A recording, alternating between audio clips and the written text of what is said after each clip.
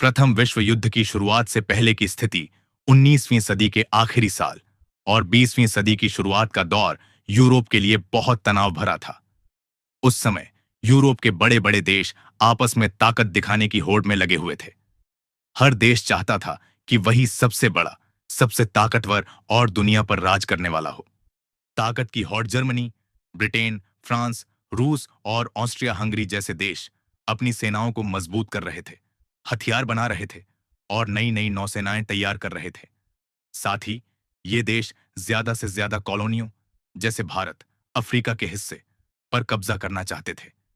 यह एक तरह की होड़ बन गई थी जिसमें हर देश दूसरे से आगे निकलना चाहता था।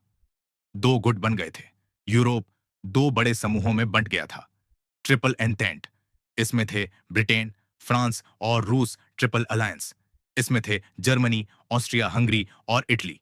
इनका मतलब यह था कि अगर इन गुटों में से किसी एक देश पर हमला होता तो उसके दोस्त देश भी उसकी मदद के लिए युद्ध में कूद जाते। यानी एक देश की लड़ाई पूरे यूरोप की लड़ाई बन सकती थी।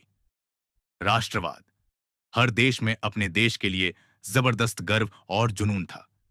जर्मनी का शासक कैसर विल्हेल्म द्वितीय चाहता था कि जर्मनी दुनिया की सबसे बड़ी ताकत बने। फ्रांस को 1871 के फ्रैंको प्रशियन युद्ध में जर्मनी से हार मिली थी और वह अपना बदला लेने को तैयार बैठा था। बाल्कन क्षेत्र, आज के सर्बिया, बोस्निया जैसे इलाके में रहने वाले स्लाव लोग ऑस्ट्रिया हंगरी से आजादी पाना चाहते थे।